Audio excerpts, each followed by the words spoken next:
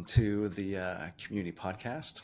My name is Mike Gutzler, and we are having conversations with some amazing community leaders and executive directors from our local nonprofits here in the area. And today, I'm very excited to have a colleague and friend, Deb, with us today. So Deb, can you take a moment, introduce yourself, and tell us your title?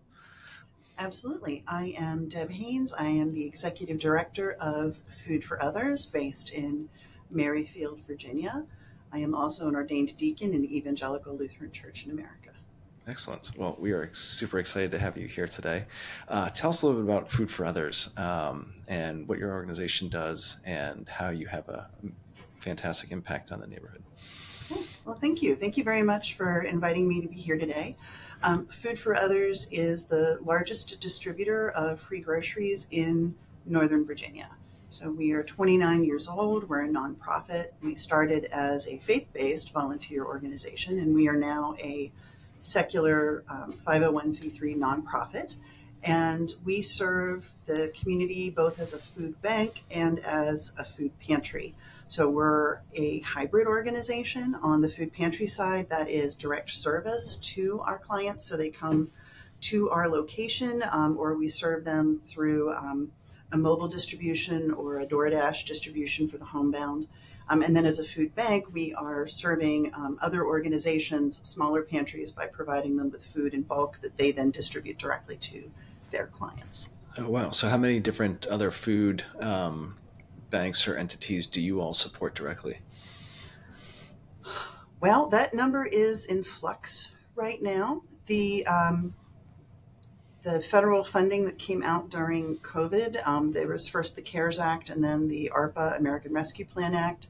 There was a lot of funding for food insecurity, and a ton of small programs popped up all over the country with that funding. Mm-hmm. Most of those smaller partners are now closing their food programs because they're not sustainable.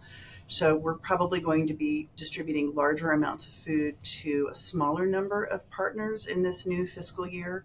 So we're kind of in the midst of change. We had been serving something like 19 community partners and I want to say 10 or 12 purchase partners. That's going to shift over the next month or two as all of this funding change shakes out. Okay. But I get the impression that the needs have not changed. There's still a great need for services. The needs have actually grown. It's really very concerning how much it has grown. Since pre-COVID, we have grown 253% in the number of visits to our food pantry. Yeah, so from 2019 to 2024, 253% growth. We had over 60,000 visits to our food pantry in the year that just ended on June 30th. It's mind-boggling, and when I talk to other organizations that are also fighting food insecurity in Northern Virginia, like Western Fairfax Christian Ministries or United Community, they are also seeing very large increases in the number of people that we are serving. Wow. Portions of the economy are booming right now, but our lowest income level neighbors are not experiencing that boom at all. And as housing prices go up, their food budget constricts and they're more likely to come to food pantries. Yeah. And especially with some of those smaller partners closing shop, that makes your work that much more important. Yeah. Yeah. Wow. Yeah, we are really fortunate in that we do participate in the federal United States Department of Agriculture program. So that allows us to receive food where all we pay is shipping costs, basically a delivery fee. And provides us with food that we're able to distribute to our neighbors who qualify for that program. And about 99% of the people who come here do qualify. Nice.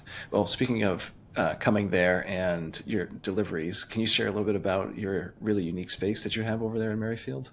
Yeah, so you were lucky. You got to come and see it. Yeah. It is really unusual. We're in 27,000 square foot of warehouse space.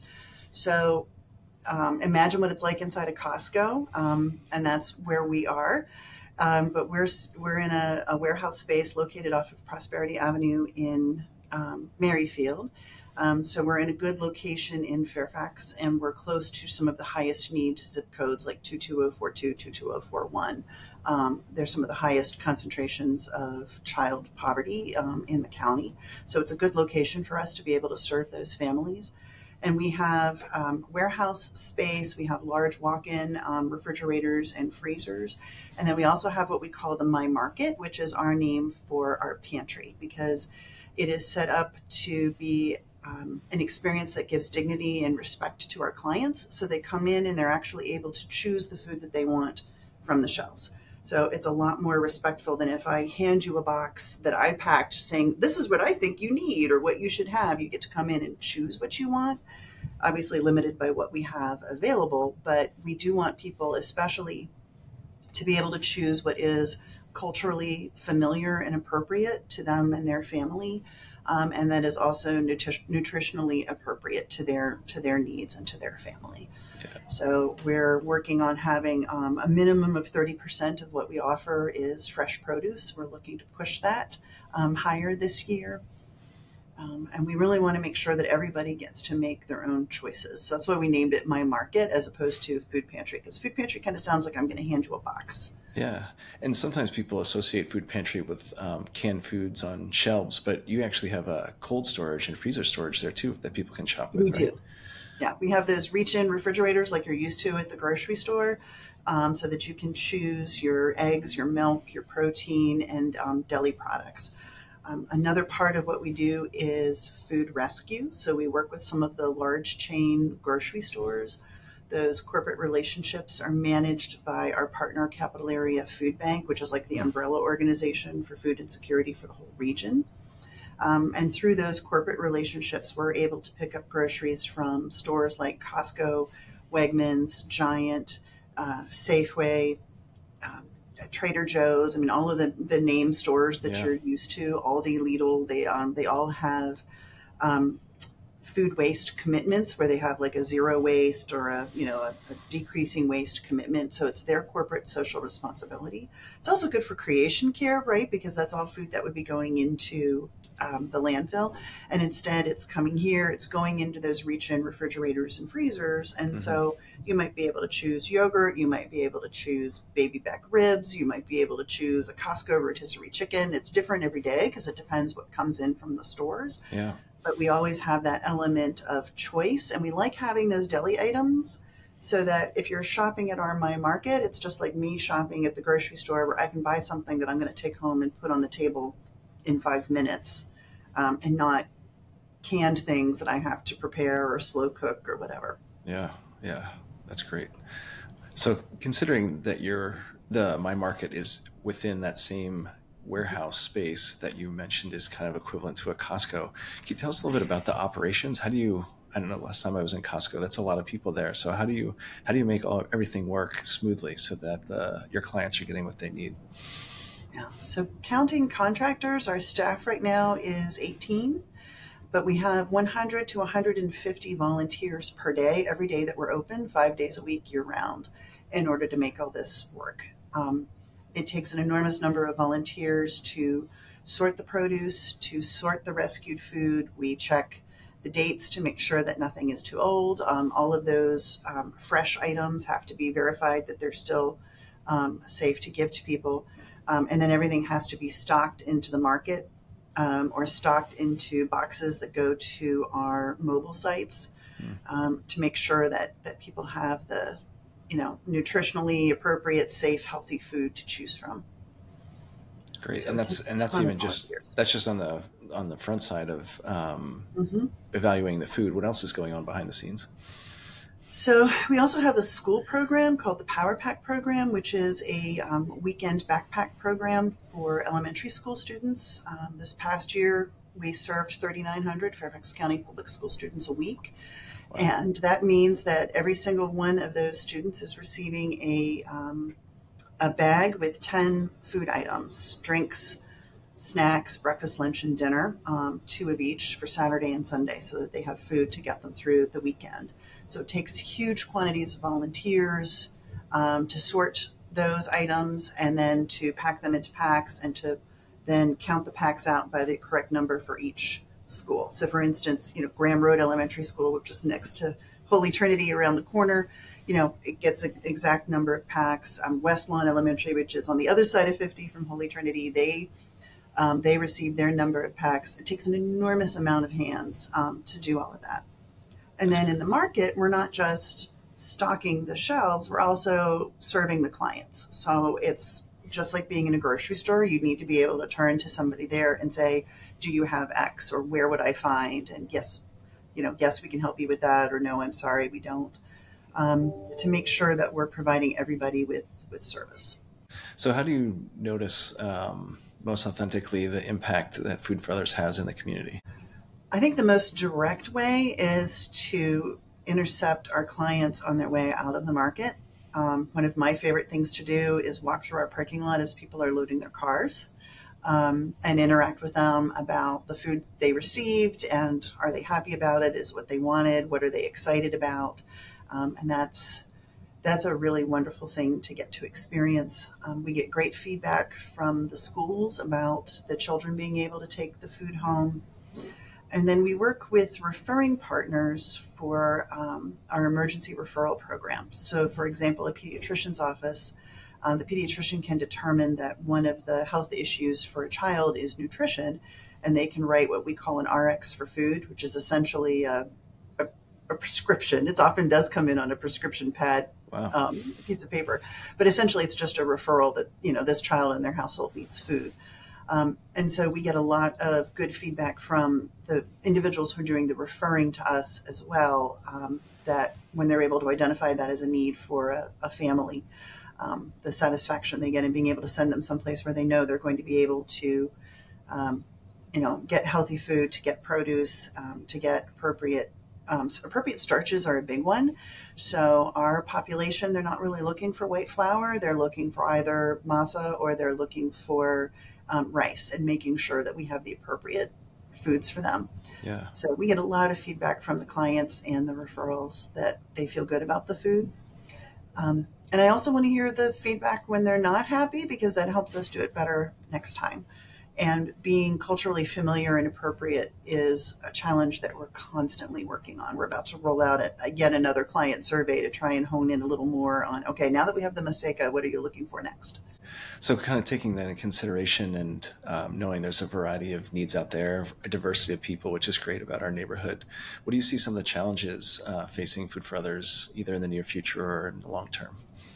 So our 4 to 5 year challenge is that, based on the experience in food insecurity following the 2008 crash, it'll take us 4 to 5 years for the rising tide of food insecurity to start coming back down. So we are in a situation for the next 4 to 5 years where we can expect to be dealing with really elevated levels of need at the time that the funding has massively decreased. So we and most of our partners are looking at deficits for at least the next year as we re-gear and try to work out the most cost-effective way to do more with less. So that's a very big challenge for us. Long term, I think the ever-evolving social dynamics of the region, how the housing costs go, as long as those fixed costs are squeezing low-income families, we're going to have food insecurity.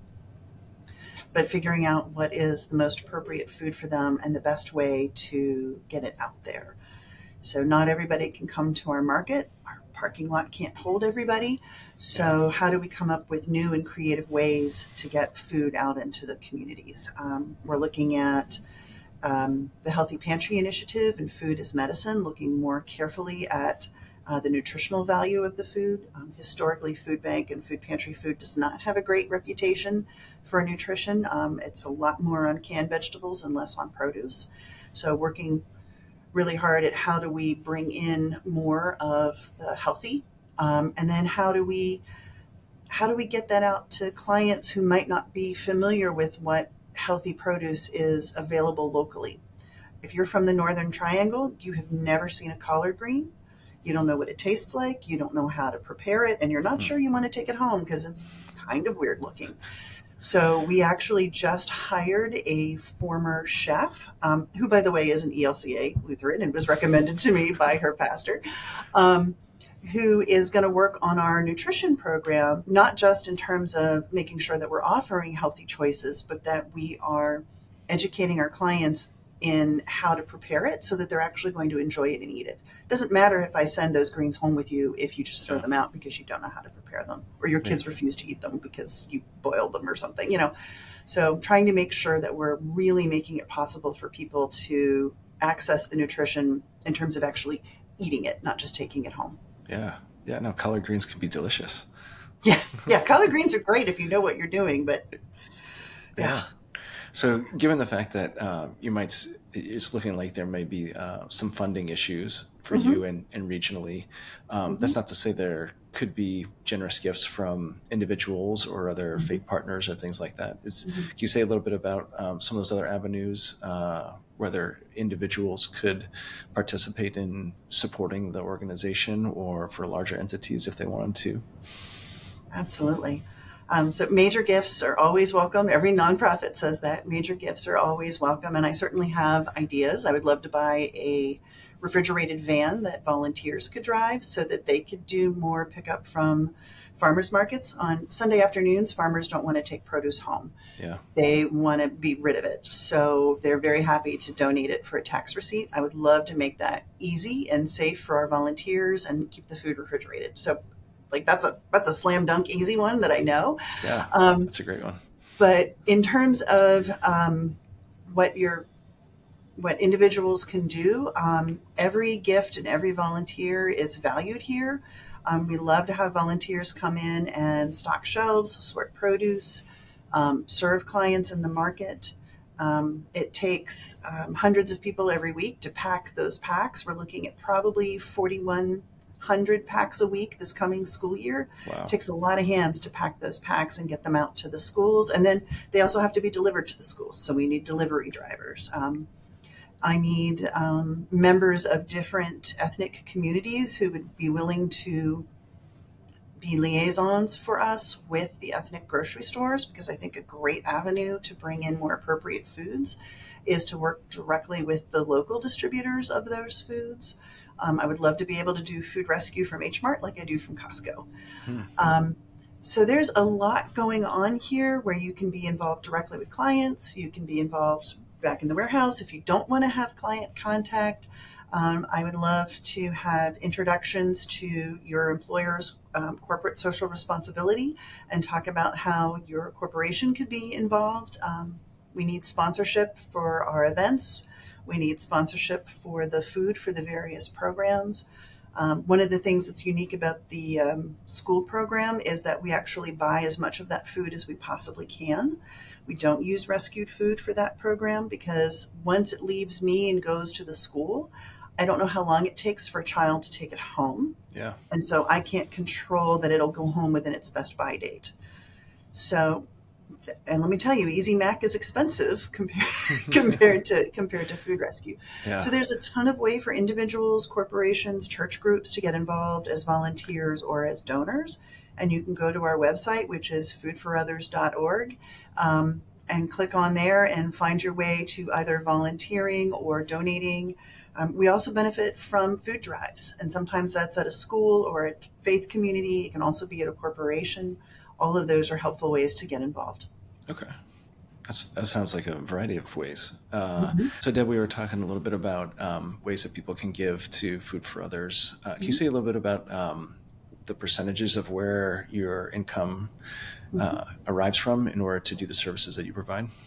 Yeah, certainly. So our income, our revenue comes mainly from individual donors, corporate donors, grants from foundations. The smallest portion actually of our revenue is in government money. So for instance, the ARPA Act money came through Fairfax County, and that was usually in the range of $350,000 to $450,000 a year for a couple of years. But those were years where our budget was pushing $3 million. So it was a relatively small portion of our budget. We are the recipients of incredible generosity from Fairfax County in that, as our partner in combating food insecurity, they actually supply our warehouse space to us. So that is an enormous gift to the community from the county. And we do also have a small grant from the Fairfax County Consolidated Community Funding Pool for our emergency referral program. It's a very small part of our budget, but it's incredibly important because we couldn't do what we do without this space. Yeah. You mentioned just a moment ago like an emergency situation. Could you maybe say a little bit about what's happened or what has changed for individuals or families that they might need food for other services? Or at least if you Absolutely. have some experience or some kind of trends that you've noticed. Yeah. So our emergency program I'm actually not sure how old it is. I've known about it for 7 or 8 years, so it's older than that. And that has always been to allow social workers and case managers to refer individuals or households who are experiencing a crisis in which they cannot buy food. And that is to provide them with 3 to 5 days worth of adequate food for their entire household. That's probably our smallest program.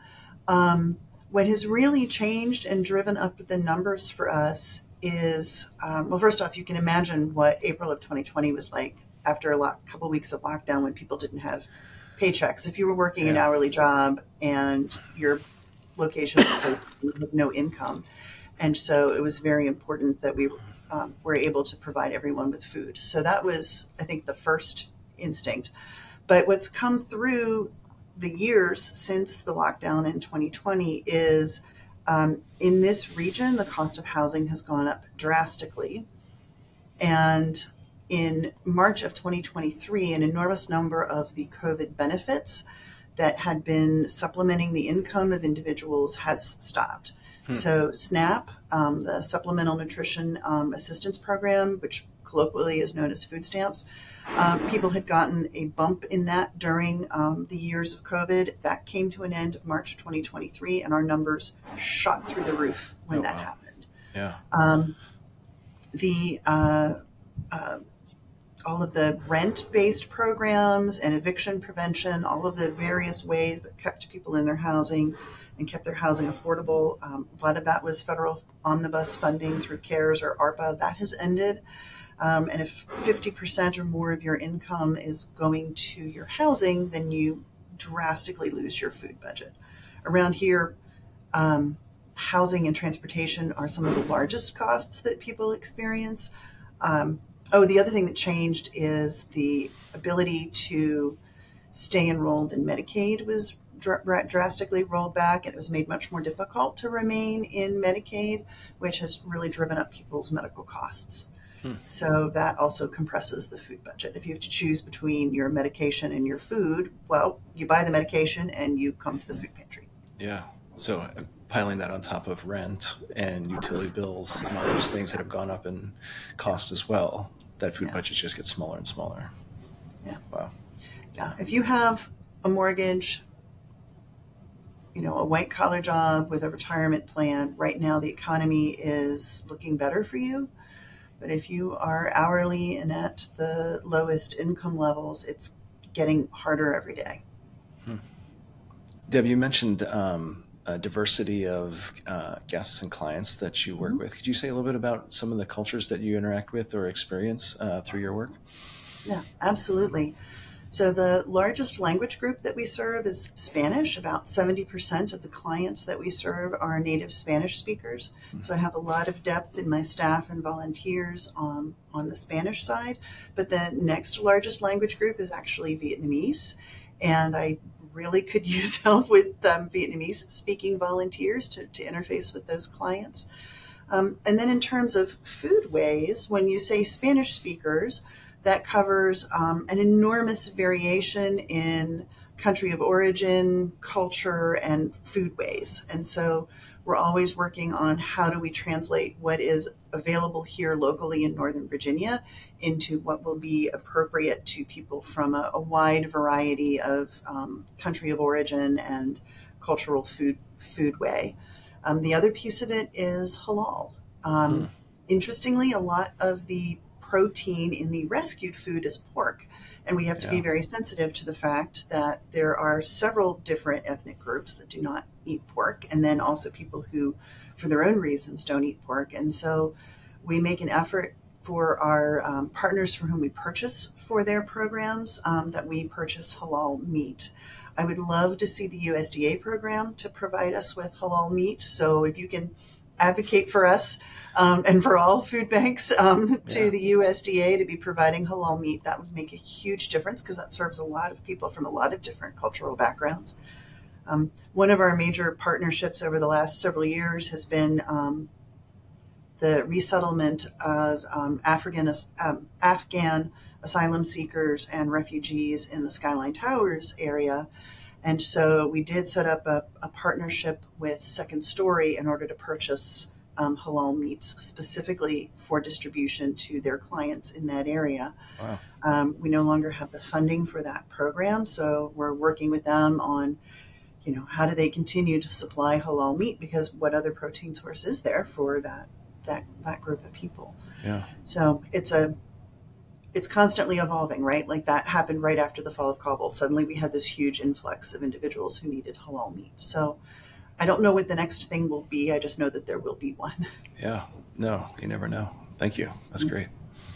So sometimes it can be scary for people to approach a new organization or to volunteer. Can you say a little bit about, for example, the onboarding process for a volunteer to come and help out at your site?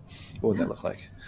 Yeah, so it's actually really very easy. First off, I have a director of volunteers and a volunteer coordinator who full time what they do is work with volunteers. So there's always someone available to answer questions and help. Whether you want to come in and volunteer, or whether you want to organize a food drive, they can help you. On our website, you can read about the various kinds of activities that you can participate in, and you can sign up online. And that process is also going to give you some information about what to expect. What our parking is like, where you sign in, who you're going to talk to, who you're going to work with. We try to make it as appealing and straightforward for everyone as we possibly can. Oh, that sounds really easy. Yeah, Awesome. You that's the also goal. mentioned, yeah, you also mentioned some events or fundraisers. Can you Mhm. say a little bit about some of the things that you guys do for fun to raise awareness? Yeah, so we have two large events every year. They're both outdoors, and we're also planning a big 30th anniversary for next year. So this fall will be our 29th anniversary. Next fall will be our 30th, and we would like to do like a big farm to table style event so that we're very food focused and we're emphasizing the local production of local fresh food. But our standard two events that we do every year is in May, we have a golf tournament, which is hosted in Fairfax at the International Country Club. And it's a good time for everybody. And we do lots of prizes and extras and fun things. So if you're a golfer, and particularly if you're with an organization where you can bring a foursome, it's a lot of fun and it's a great event. And then our big event is every September, we have our 5K. And we actually run that at Tyson's Corner. So we meet on that cool plaza that Tyson's has. And we start the race from up there. And it's a 5K around Tyson's. And it's a big crowd and a really good time. And we have lots of fun extras and neat things going on before and after the race. And there's also a fun run. So we see lots of people with, kids in strollers and little kids with their light up sneakers. And it's a really good time. It sounds like a great time. And you said that people or organizations could be sponsors for elements of those events? Absolutely. Both of those events, we're always looking for sponsors because the more sponsors we have, the more the results of the fundraiser go to buying food and delivering services and less to actually paying for the event. Yeah. So sponsors are really crucial.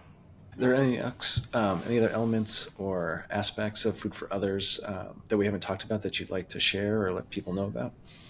I think folks are really startled by how much we've grown. We started as this tiny little volunteer organization and we're up to 18 people. A lot of people don't realize that we do things like deliver food through a grant with DoorDash. We deliver food to the homebound. That's by referral only. It's kind of a specialized service, but it's really neat. We would love to be able to grow that. Um, and I think offering choice to our clients in a way that everybody is able to receive what they need in an equitable and respectful way is key to who we are and what we do. And going forward, we want to be creative about what does that look like. Yeah. I love curbside pickup at my grocery store. I would love to be able to offer that to my clients. How do I do that in a way where they can choose what they get instead of me packing a box? So we're looking at lots of creative things in the future. I'm always looking for partners who want to help me think through those things. Um, and we want to just make sure that everything we do is focused around the community, the families, the schools, the neighborhoods, that we're really serving everybody um, with dignity and respect and a lot of care. What we're doing is food is a basic requirement of life. It's a human right, and we want to make sure that we're always doing it well and Yeah. carefully and lovingly. That's great. Yeah. And it already sounds, and you can see that you are doing that. And so I just want to take an extra moment and thank you for your leadership and thank you for everything that Food for Others does, not only for our local community, but for the other people that we may never even see that are impacted and touched by all of the great work that you're doing. And so grateful for all your volunteers packing, whether that's the food packs, but also the people who are there stocking the shelves so that you do successfully create an environment for others to shop with dignity, which is fantastic. Thank you. Thank you very much. Yeah. Is there anything else that you'd like to share or let people know about who may be listening to the podcast, or any other big ask that you may have for people out there listening? Yeah, I mean, I'd love to have a market location that was more set up for retail than something we've built inside of a warehouse. So if a big donor wants to set me up with one of those, that would be awesome. But seriously, everybody can get involved at any level. You can just buy an extra box of something at Costco or the grocery store and drop it off at our loading dock, and we would be grateful to have it. We need all those helping hands here. If you have language skills, we serve people speaking a huge variety of languages. And while I have a lot of depth in terms of Spanish speakers on my staff, I'm always looking for individuals who can bring other languages, especially Vietnamese and Korean. Those are very much needed for our supporting our clients well. And we can all make a difference in our community. We can all feed our neighbor, and we can all understand how important healthy food is to everybody. Yeah. So there's always a way for everyone to make a difference. Absolutely. Thank you so much. This has been fantastic. Thank you. Really appreciate the invitation. Yeah.